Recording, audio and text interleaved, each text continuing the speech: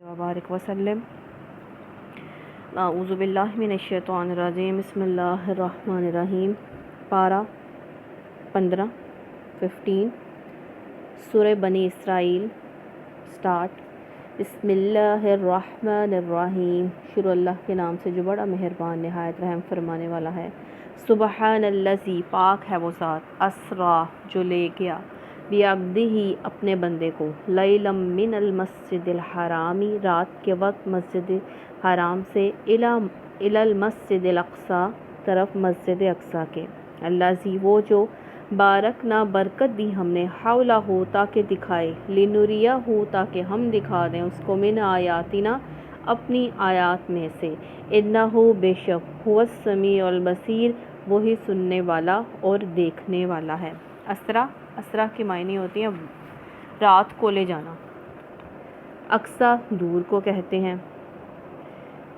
बैतुल मक़दस जो अल अक़दस या ईलिया यानी कि ईलिया कदीम नाम है शहर का, फ़लस्तीन में वाक़या है। मक्के से बैतुल मुक़द्दस तक का सफ़र 40 दिन की रातों का है। इस एतबार से मस्जिद हराम के मुकाबले में बैतुल मुक़द्दस को मस्जिद अक्सा दूर की मस्जिद कहा गया है। ये उरूज हासिल कर लें, ये सफ़र हिजरत से 1 साल पहले करवाया गया। बाज़ रवायात में आता है कि 16 माह पहले। इस वक्त नबी सल्लल्लाहु अलैहि वसल्लम को मक्के के कुफ़ार आपको साजिशें आपके ख़िलाफ़ कर रहे थे, आपके कत्ल की साजिशें हो रही थी, आपको तकलीफ़ दे रहे थे, अज़ियत पहुंचा रहे थे। कभी किसी सहाबी के कत्ल की ख़बर, कभी सहाबी की अज़ियत की ख़बर मिलती। अल्लाह सुब्हानहू तआला ने अपनी कुदरत की निशानियाँ दिखाई कि एक रात में अल्लाह ताला इतनी कुदरत दिखा सकता है तो दीन में भी बुलंदी देगा। अल्लाह ताला खुसूसी एहतमाम के साथ मक्का यानी मस्जिद हराम से फ़लस्तीन यानी मस्जिद अक्सा तक ले गए। आप सल्लल्लाहु अलैहि वसल्लम ने यह सफ़र सही रवायात के मुताबिक जिस्मानी सफ़र था, ख्वाब में नहीं किया था। आप सल्लल्लाहु अलैहि वसल्लम खुद गए, ख्वाब नहीं देखा।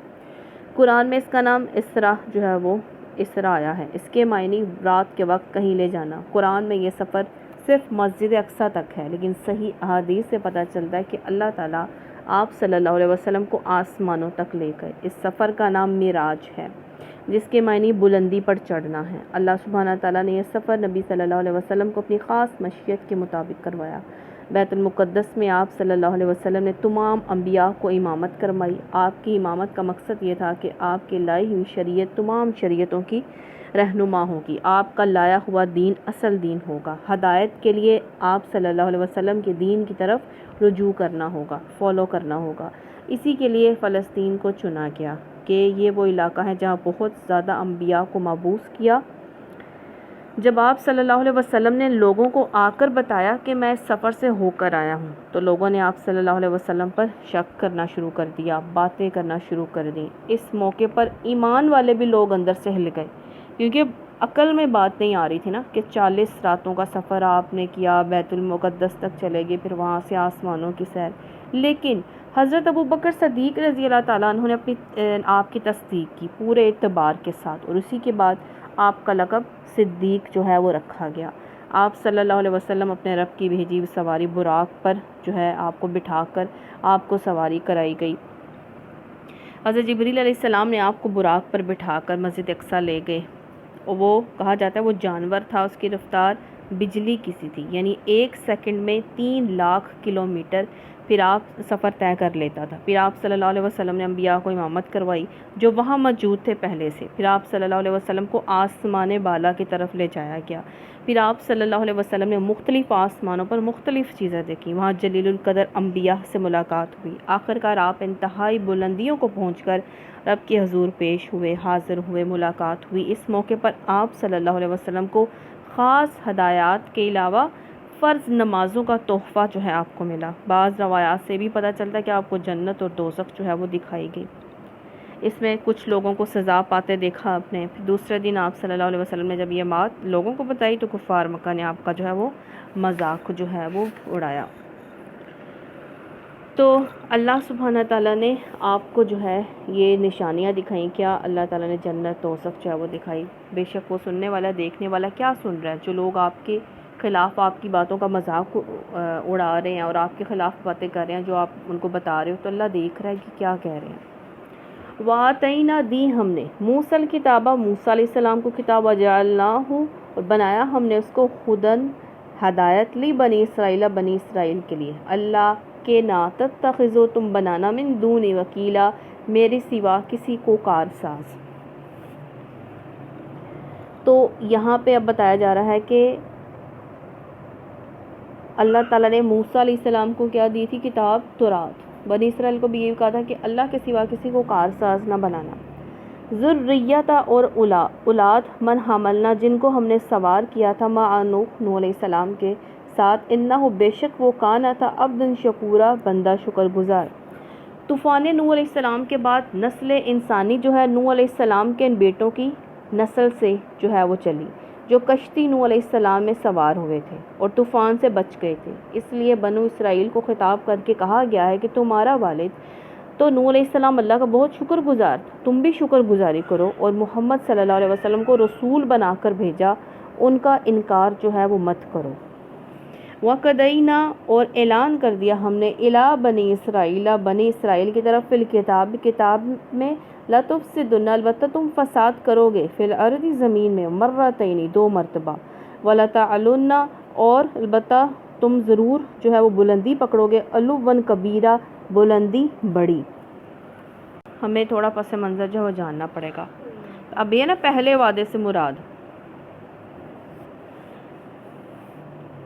فَإِذَا جَاءَ جب آ گیا، وعدو ایک وعدہ، اولاہما ان دونوں سے پہلے، بَعَثْنَا بھیجا ہم نے، علیکم تم پر، عباد اللہ اپنے بندوں کو، اولی بأس شدید سخت زور والے، فجاسو تو وہ گھس کے، خلال دیارہ گھروں کے اندر، وکان اور تھا، وعدن مفعولا ایک وعدہ پورا ہونے والا۔ یہاں پہ اب ہمیں تھوڑا سا جو ہے وہ پس منظر جاننا پڑے گا۔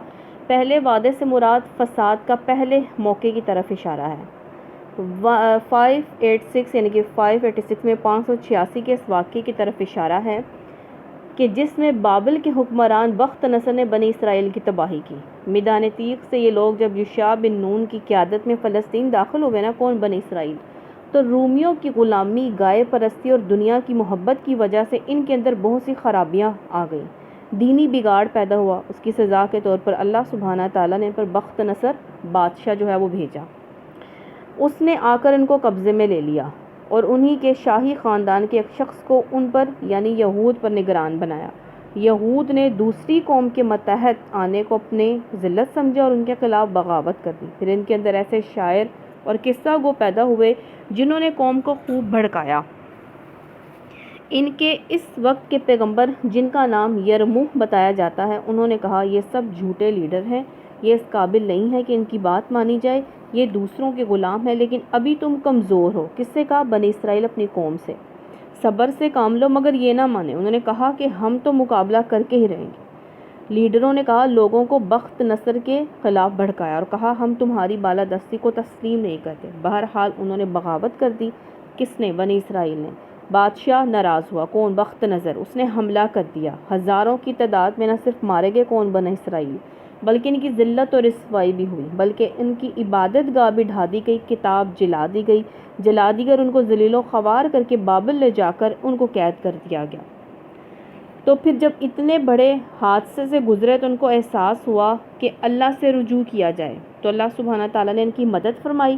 بخت نصر کی موت کے بعد ان کے حالات بدل گئے۔ ایک ایرانی بادشاہ جسے سائرس کہتے ہیں، اس کا ذکر سورۃ الکہف میں آئے گا، سائرس نے بابل پر حملہ کیا اور پھر اس کو فتح کر لیا۔ اس بادشاہ نے سب سے پہلے یہودا کی سلطنت کو بحال کیا، ان کو قید سے آزاد کیا، یروشلم سے دوبارہ ہیکل کو تعمیر کرنے کا حکم دیا اور بہت سے یہودی جو بابل میں جلا وطنی کاٹ رہے تھے انہیں فلسطین جانے کی اجازت دے دی۔ پھر ان کو طاقت جو ہے وہ مل گئی۔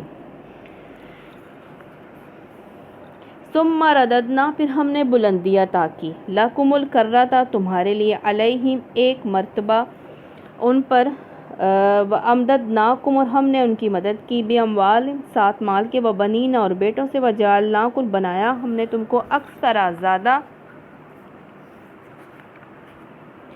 نفیرا نفری میں، اب اللہ سبحانہ تعالیٰ نے فرمایا انہوں نے رجوع کیا اللہ کی طرف، اللہ نے انہیں معاف کر دیا، ان کی مال میں، اولاد میں اور ان کی طاقت میں جو ہے، ان کی قوت میں، جتھے میں، لشکر میں اضافہ ہو گیا۔ پھر جب دوسری دفعہ ان کو غلبہ ملا نا، اب ان کو غلبہ مل گیا نا، یہ تعداد میں بہت زیادہ ہو گئی، انہوں نے قوت پکڑی، حالات اچھے ہو گئے، ان کی تعداد نسل میں پھر بگاڑ شروع ہو گیا، پھر وہی سزا ان پر مسلط ہوئی جو پہلے ہو چکی تھی۔ اس دوران حضرت یحییٰ علیہ السلام آئے، عیسیٰ علیہ السلام پیدا ہوئے، حضرت یحییٰ علیہ السلام کو انہوں نے قتل کیا اور عیسیٰ علیہ السلام کی موت کے منصوبے بنانے لگے تاکہ وہ یروشلم کی عبادت خانے میں پھر گھس جائیں۔ مفسرین کے نزدیک یہ اشارہ ٹیٹس کے حملے کی طرف جو عیسیٰ علیہ السلام کے 70 سال بعد ان پر ہوا، اس نے بھی ان کی خوب جو ہے تباہی کی۔ یعنی کہ یہ اللہ سبحانہ تعالیٰ جب ان پر عذاب نازل کرتے بادشاہ کے ذریعے سے، ظالم بادشاہ پر آتا، تو یہ کیا کرتے ہیں، فوراً سے جو ہے اب دیکھتے کہ ہم گر گئے ہیں اللہ کے عذاب میں، تو یہ اللہ سے رجوع کرتے، اللہ معاف فرما دیتا، پھر ان پر جو ہے وہ انعام کرتا، یہ پھر سے جو ہے نافرمانیاں کرنا شروع کر دیتے۔ ان احسنتم، اگر بھلائی کرو گے تم، احسنتم بھلائی کرو گے، لانفسکم اپنے نفسوں میں، وَإِنْ اور اگر اسأتم تم نے برا کیا، فلاح تو اس کے لیے ہے، فَإِذَا پھر جب آ گیا، وعد الآخرۃ وعدہ دوسرا، لیسوء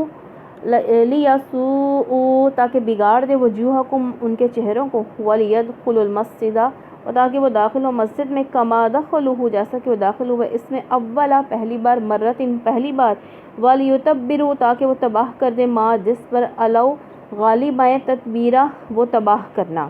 اب اس میں یہ ہم نے سارا پڑھ لیا، اس میں کہ اللہ تعالیٰ سے رجوع کیا، پھر اللہ تعالیٰ نے نوازتا، جو ہے یہ پھر سے جو ہے وہ برائیاں کرتے، پھر جو ہے اس پر جو ہے وہ اب کیا حملہ ہوا، ٹیٹس بادشاہ نے جو ان پر جو ہے وہ حملہ کیا اور ان کی جو ہے کافی تباہی ہوئی۔ عسیٰ امید ہے، ربکم رب تمہارا، ایرحمکم کہ وہ رحم کرے تم پر، وَإِنْ اگر تم دوبارہ ادنا پھر وہی کرو گے، وَجَعَلْنَا اور بنایا ہم نے جہنم کو للکافرین کافروں کے لیے حصیرہ قید خانہ۔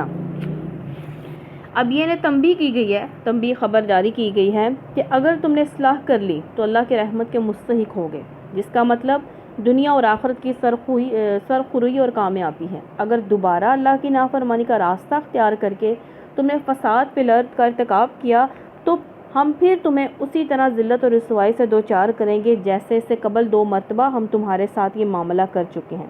اب چنانچہ ایسا ہی ہوا، یہ یہود اپنی حرکتوں سے باز نہ آئے اور وہی کردار رسالت محمد صلی اللہ علیہ وسلم کے بارے میں دہرایا جو یہ موسیٰ علیہ السلام اور عیسیٰ علیہ السلام کے زمانے میں ان کی نسلیں جو ہیں وہ کر چکی تھیں، جس کے نتیجے میں یہودی تیسری مرتبہ مسلمانوں کے ہاتھوں ذلیل و خوار ہوئے اور انہیں مدینے اور خیبر سے نکلنا پڑا۔ ان ہاذا بے شک یہ، اب دنیا میں تو یہ نکلنا پڑا اور جہنم آخرت میں جہنم جو ہے ٹھکانہ ہے۔ ان ہاذا بے شک یہ، ھذا القرآن یہ قرآن، یہدی رہنمائی کرتا ہے، للتی اس چیز کے لیے، یا وہ اقوام وہ سب سے زیادہ درست ہے، ویبشر المؤمنین اور خوشخبری دیتا ہے اہل ایمان کو، الذین اور وہ لوگ، یعملون جو عمل کرتے ہیں الصالحات اچھے، انا بے شک لہم ان کے لیے، اجرن کبیرہ اجر ہے بہت بڑا۔ اب یہاں پہ بتایا جا رہا ہے کہ قرآن پاک جو کیا کرتا ہے، رہنمائی کرتا ہے اور درست رہنمائی کرتا ہے، اس راستے کی طرف لے کر جاتا ہے جو راستہ جو ہے اللہ کی خوشنودی اور اللہ کی رضامندی کا جو ہے وہ باعث بنتا ہے، اور اہل ایمان کے لیے خوشخبری ہے، جو نیک عمل کرتے ہیں ان کے لیے اچھا اللہ تعالیٰ نے اجر رکھا ہوا ہے۔ وَأَنَّ بے شک اللہ زینہ وہ لوگ، لا یؤمنون نہیں جو ایمان لاتے، بالآخرت یا آخرت پر، اعتدنا تیار کیا ہم نے، لہم ان کے لیے، عذابا علیما دردناک عذاب۔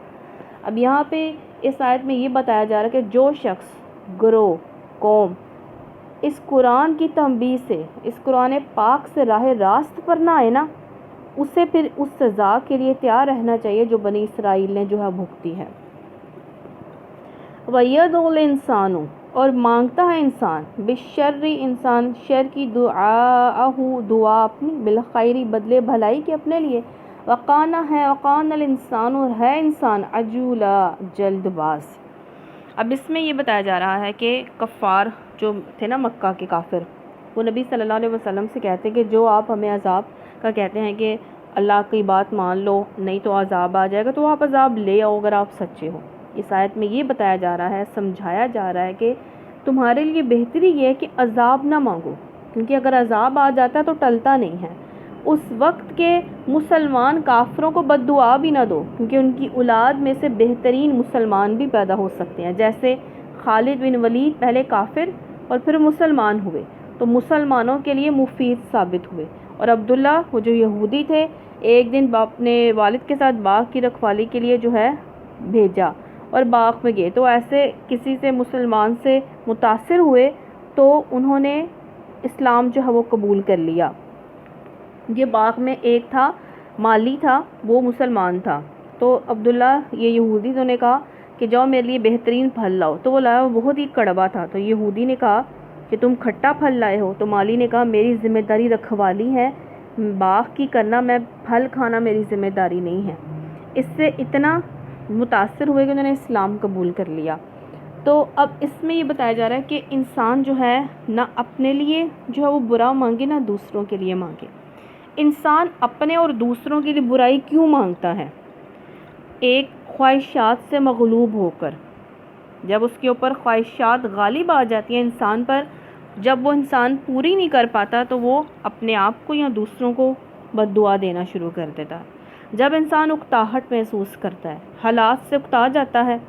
ابن عباس رضی اللہ تعالیٰ عنہ کا قول ہے کہ انسان صبر نہیں کرتا، نہ سکھ میں قرار نہ دکھ میں، ہر چیز سے اکتا جاتا ہے۔ پھر انسان کیوں بد دعا کرتا ہے؟ اپنے لیے یا دوسروں کے لیے؟ دل کا تنگ ہونا، دل کا تنگ ہونا کہ کسی کو خوش دیکھ کر، کسی کو اچھی زندگی دے کر برداشت نہ ہونا۔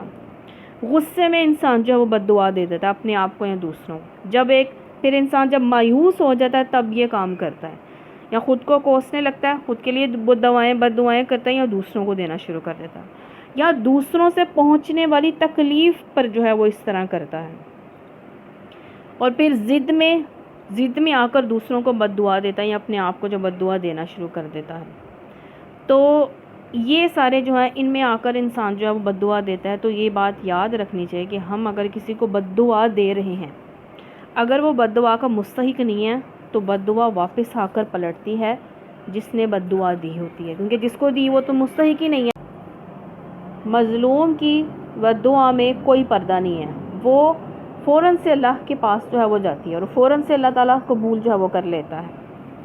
وَجَعَلْنَا اللَّيْلَ وَالنَّهَارَ، بنایا ہم نے رات کو اور دن کو، آیتین دو نشانیاں، فَمَحَوْنَا تو مٹا دی ہم نے آیت اللیل رات کی ایک نشانی، وَجَعَلْنَا اور بنایا ہم نے آیت النہار دن کی ایک نشانی، مُبْصِرَةً لِتَبْتَغُوا دیکھنے والا تاکہ تم کیا روشن، دیکھنے والا تاکہ تم تلاش کرو، کیا دن کو روشن بنایا کیوں؟ تاکہ تم تلاش کرو فضلا من ربکم، فضل اپنے رب کی طرف سے، وَلِتَعْلَمُوا اور تاکہ تم جان لو عدد السنین گنتی سالوں کی، والحساب اور حساب، وکل اور شیئن فصلناہ ہر چیز کو کھول کر بیان کیا ہم نے اس کو، تفصیلا کھول کر بیان کرنا۔ اب یہاں پہ بتایا جا رہا ہے کہ رات کی نشانی چاند اور دن کی نشانی ہے سورج۔ حساب کتاب رکھتے ہیں ہم مہینوں کا، سالوں کا، دن اور راتوں سے ہی پتہ چلتا ہے، جیسے محرم، رجب، شعبان، رمضان، یہ دن اور رات جب گزرتے ہیں تو مہینہ پورا ہوتا ہے، پھر مہینے سے ہمیں پتہ چلتا ہے اگلا مہینہ آ گیا۔ اور پھر یہ کہ ایک انسان اپنے گناہوں کی وجہ سے سیاہ ہو گیا ہے تو کیا پتہ چلا کہ اللہ ہدایت دیتے وہ دن کی طرح روشن ہو جائے، کہ کوئی انسان بہت ہی گناہوں سے اس کا کردار، اس کا دل سیاہ ہو چکا ہے، ہو سکتا ہے کہ اللہ تعالیٰ اسے ہدایت دے، وہ ہدایت مانگے اسے مل جائے تو اور وہ نیک عمل کرے اور اس کا اخلاق، کردار، دل روشن ہو جائے۔ اور کیا پتہ چلا کہ دکھ اور سکھ بھی ہمیشہ نہیں رہتے، سکھ بھی آتا ہے اور دکھ کے اندھیرے بھی چھٹ جاتے ہیں، جیسے رات جب گزر جاتی ہے تو دن آتا ہے نا، تو اس طرح جب دکھ ہوتے ہیں تو کیا پتہ چلتا ہے کہ دکھ کے بعد سکھ بھی آئیں گے۔ مطلب یہ کہ انسان پریشانیوں سے اختلافات سے گھبرائے نہیں۔ اب یہ یاد رکھنا چاہیے کہ دن اچھے بھی نہیں رہتے اور برے بھی نہیں رہتے ہیں، تو کیا کرنا چاہیے؟ دامن اپنا بھرنا چاہیے اللہ کی رضامندی سے، نیکیوں سے۔ اور یہ بھی معلوم ہوا کہ تنگی پہلے آئے گی پھر آسانی آئے گی۔ ان مع العسر یسرا، بے شک مشکل کے ساتھ آسانی ہے۔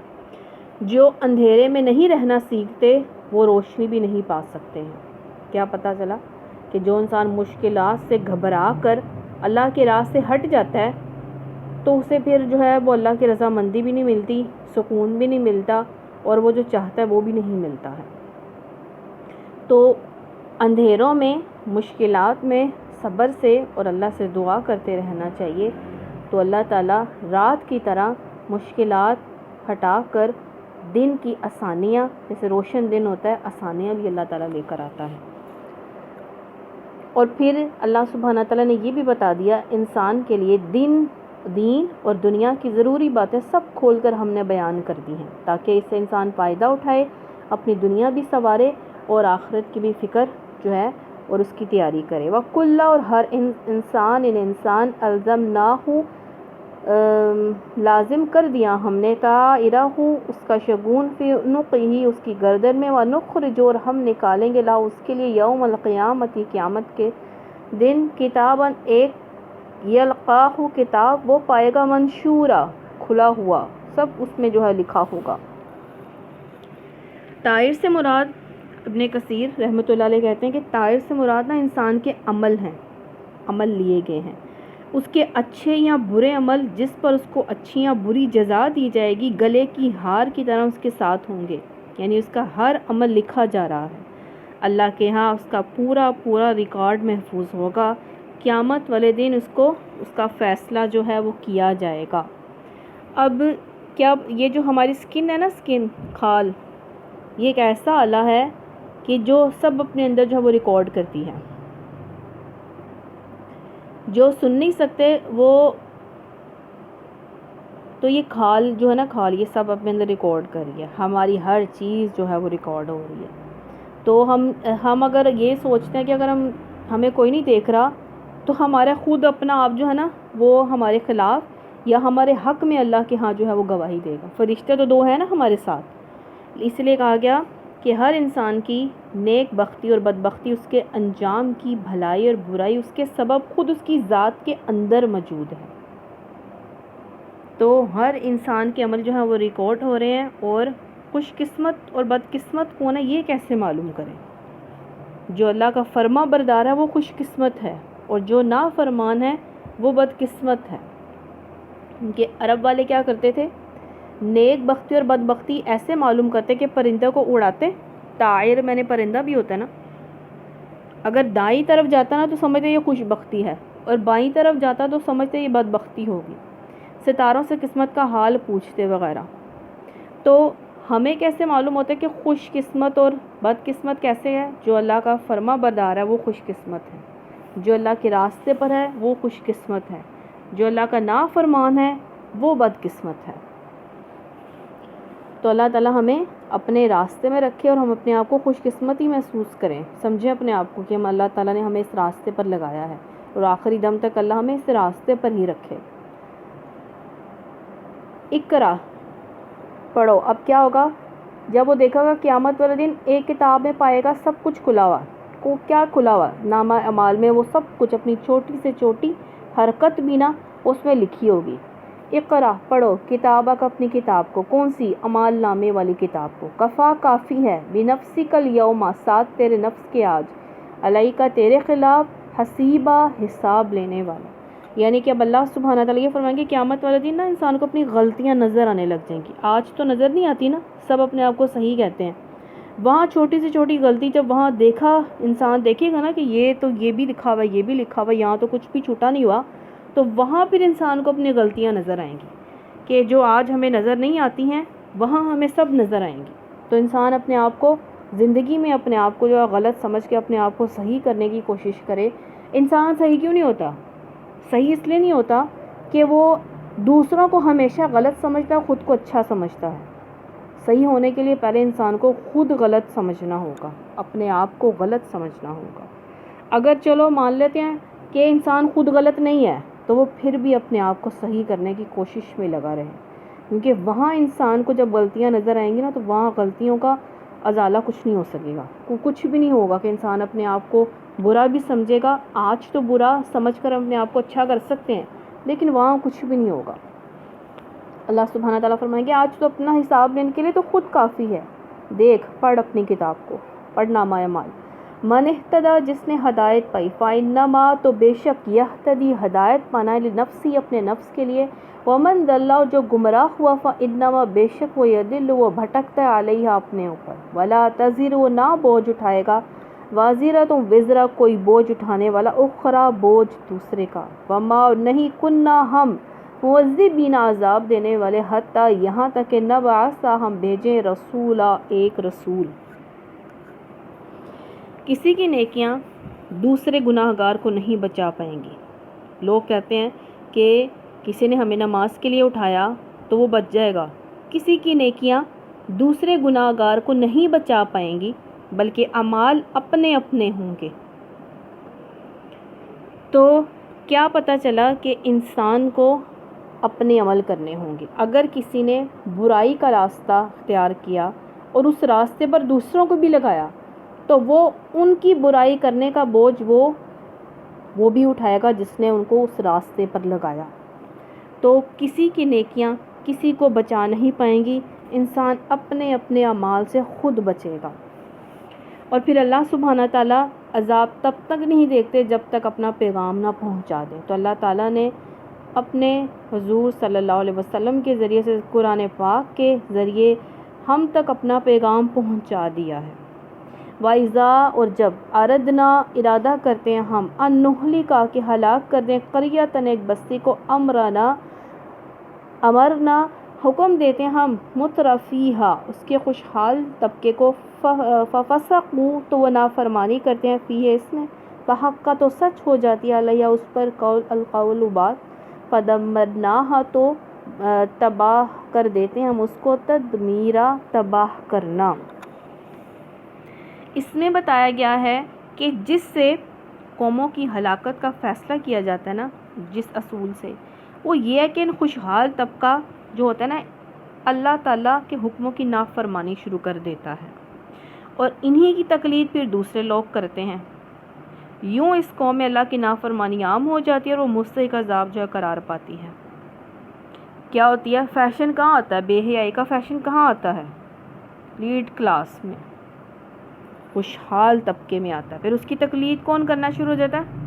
مڈل کلاس طبقہ، سارے وہ بے حیائی شروع ہو جاتے ہیں۔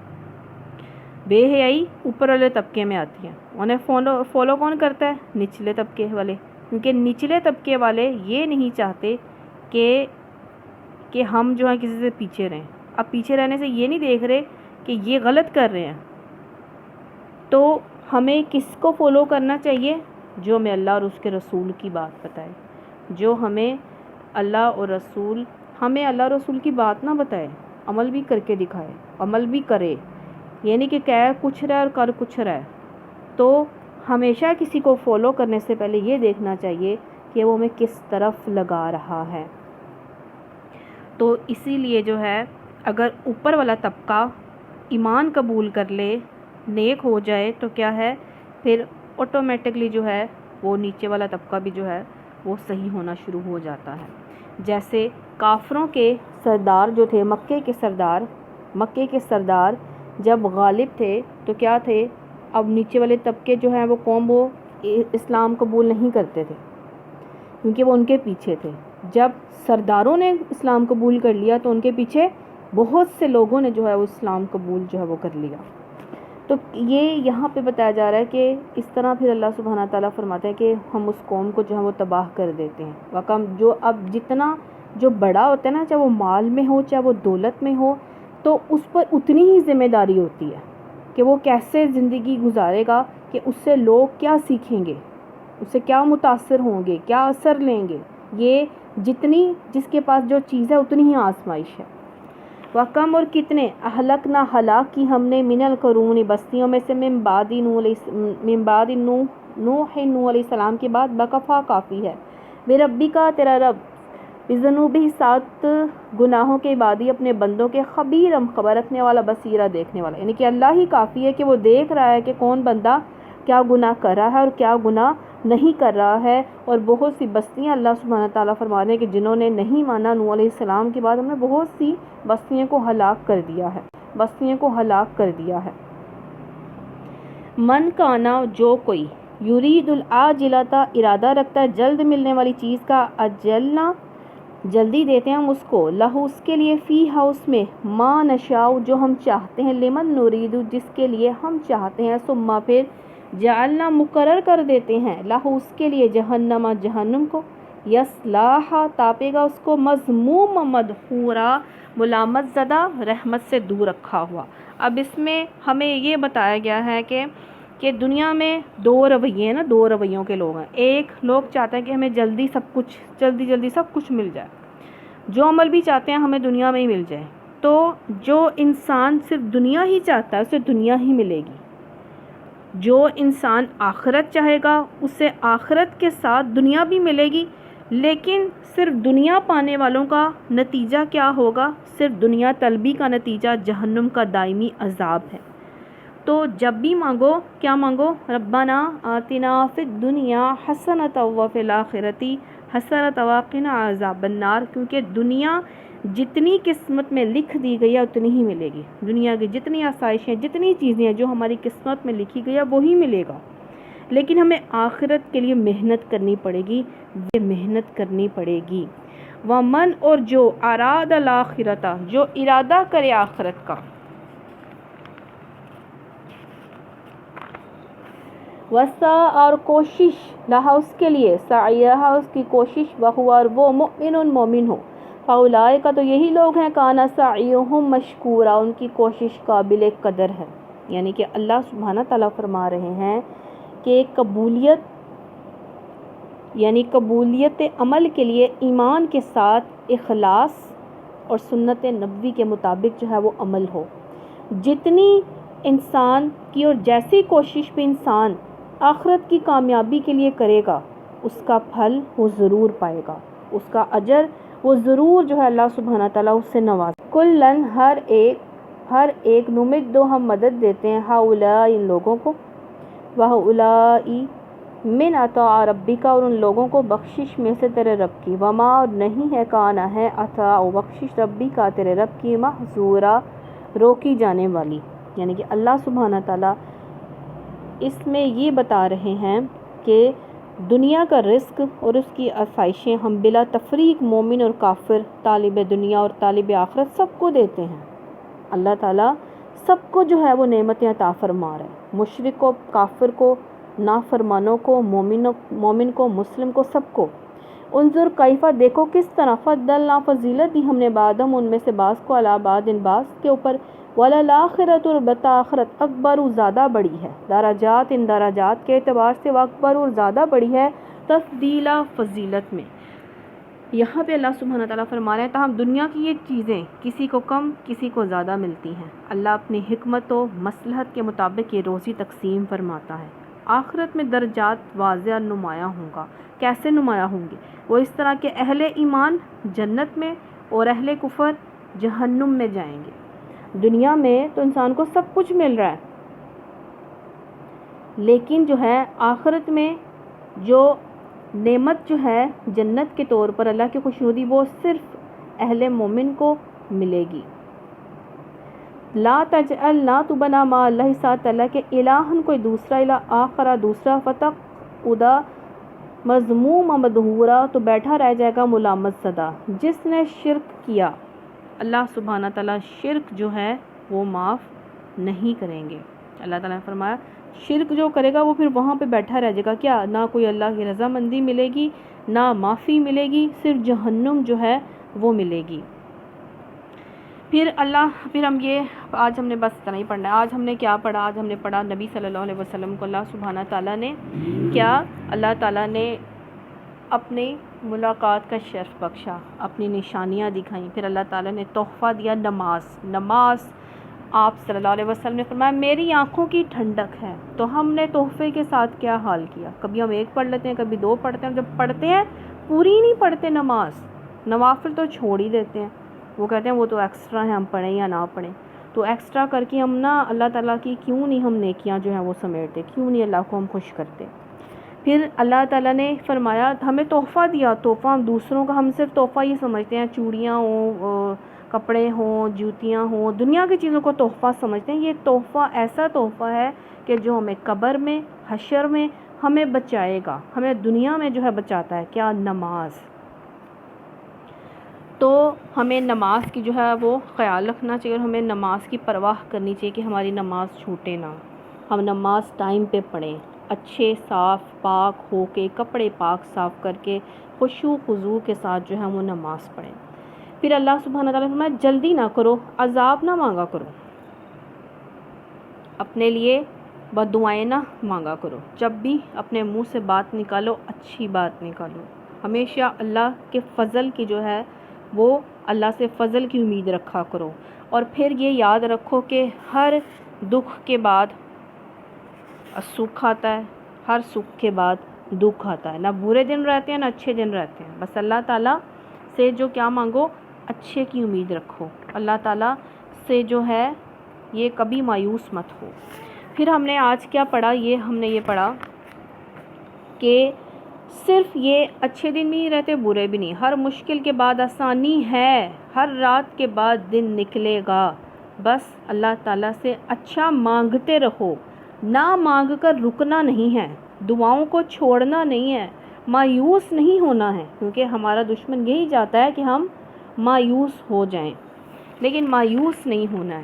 اور پھر کوئی بھی جو ہے کسی کا بوجھ نہیں اٹھائے گا. تو اپنی نیکیاں جو ہیں وہ کرتے رہیں اور دوسروں کو نیکیوں کی طرف راغب کریں، اپنے بول سے، اپنے قول سے اور اپنے عمل سے.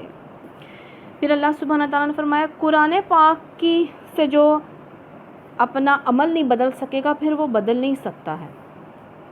پھر ہمیں یہ بھی بتایا گیا کہ جب دنیا مانگو تو صرف دنیا نہ مانگو، آخرت بھی مانگا کرو. آخرت مانگو گے تو دنیا خود بخود ملے گی. کیونکہ ہمیں آخرت کے لیے محنت کرنی ہے. صرف تمناؤں سے وہ جنت نہیں ملنی ہے، کوشش سے، محنت سے جنت ملے گی، اللہ کے فضل سے ملے گی. بے صبری سے نہیں بلکہ صبر کرنا ہوگا. دنیا کے کاموں کے لیے صبر، آخرت کے لیے صبر، اعمال جو ہیں وہ اچھے اور نیک جو ہیں وہ کرنے ہوں گے. اور پھر ہمیں کیا بتایا گیا کہ اللہ سبحانہ تعالیٰ نے کیا فرمایا کہ اللہ کے سوا کسی کو معبود نہیں بنانا ہے.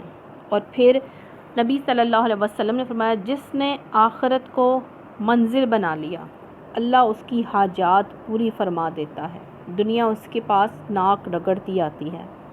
اور جس نے دنیا کو منزل بنا لیا اللہ اسے فقر و فاقہ سے خوف زدہ رکھتے ہیں، کیونکہ فقر و فاقہ کا خوف لگا رہتا ہے، اور اس کو حاجات میں مبتلا رکھتے ہیں. پھر بھی دنیا اس کو اتنی ہی ملتی ہے جتنی اس کی مقدر میں جو ہے وہ ہے. تو کیا پتہ چلا؟